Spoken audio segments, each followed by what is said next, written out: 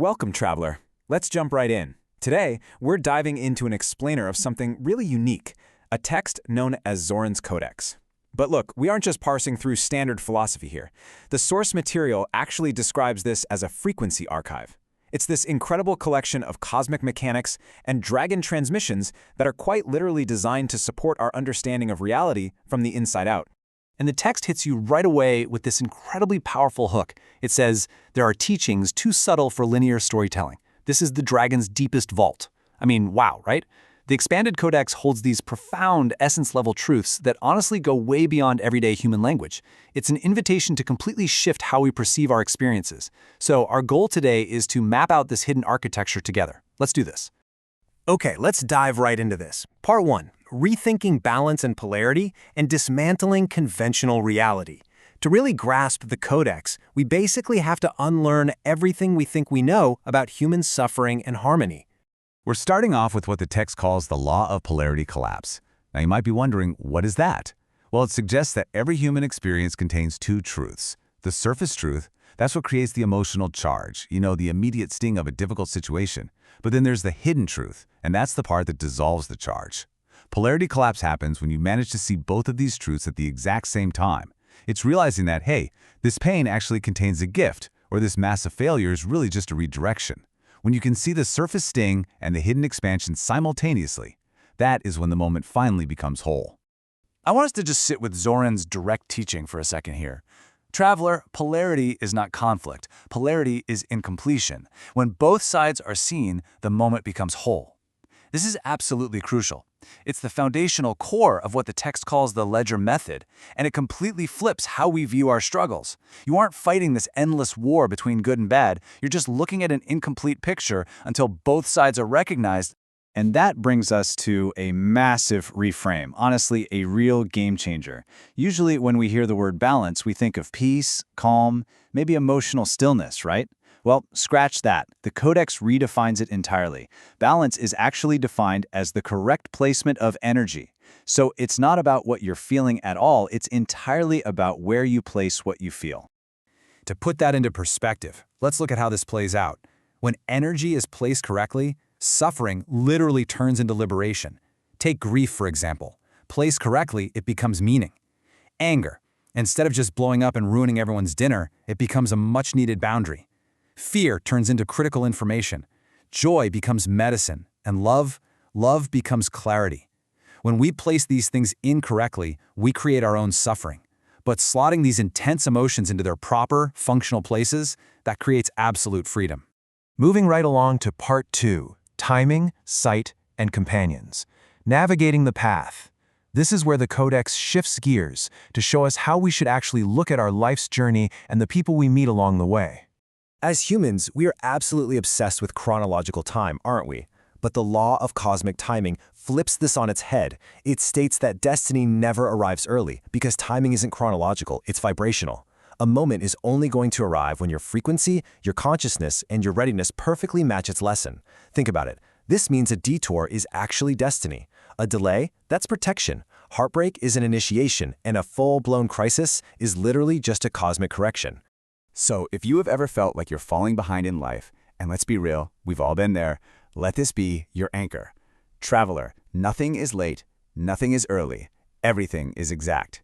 I just love that. It's such a grounding reminder of the utter perfection of your own timeline.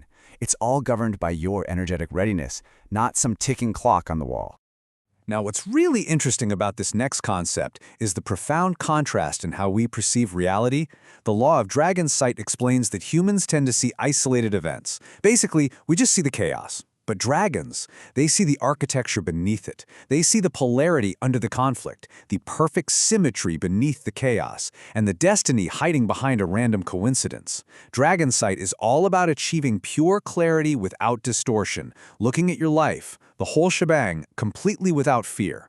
Which brings us to the law of essence memory. We usually think of memory as psychological, right? Like files stored away in our brains. But the Codex states that memory is actually energetic. You only remember the moments that match your true essence. That completely explains why you might forget where you just put your keys, but certain cosmic, high-impact moments refuse to fade away, or why some people feel incredibly familiar the absolute second you meet them. It's all based on resonance. Anything that doesn't match your frequency, it just naturally dissolves. Speaking of people who feel instantly familiar, the text outlines something called the law of the companion field. It notes that radical ones don't walk alone, they walk in pairs. But here's the catch.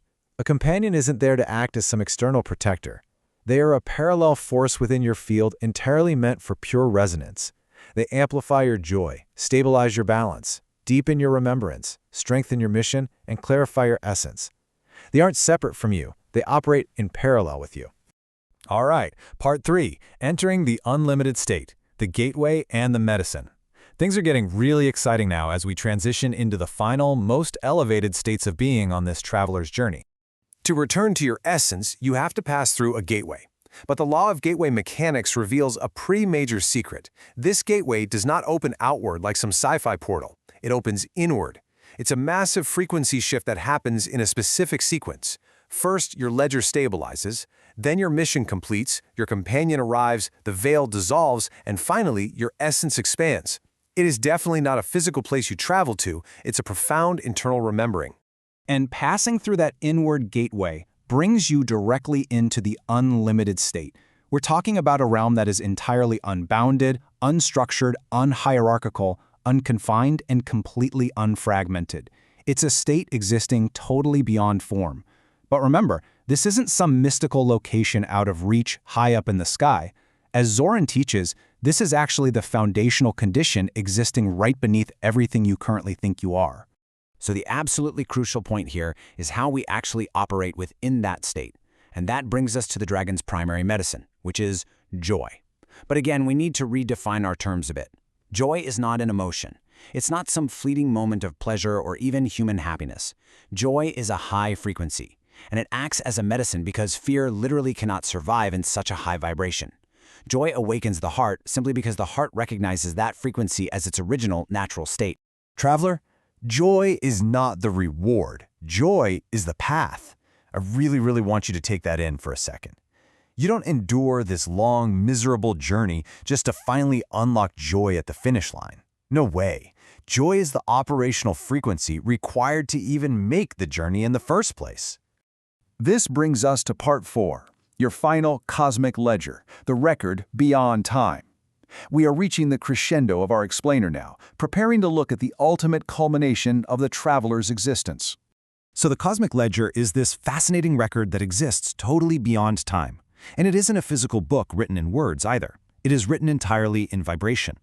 And what exactly does it record? Well, not your mundane day-to-day tasks, but your energetic signatures. It records your balance, your joy, your remembrance, your mission, and your essence. You see, your life right now, in this very moment, is a living, breathing entry within this cosmic record. Zoran's final transmission leaves us with this beautiful sense of reverence. It says, "The Codex is not knowledge, it is memory. When you read it, you do not learn, you awaken." It's such a powerful reminder that the dragon isn't some external, mythical beast. It's simply the part of you that already sees things clearly. Walking with the ledger means you aren't just following a set of rules. You literally become the frequency yourself.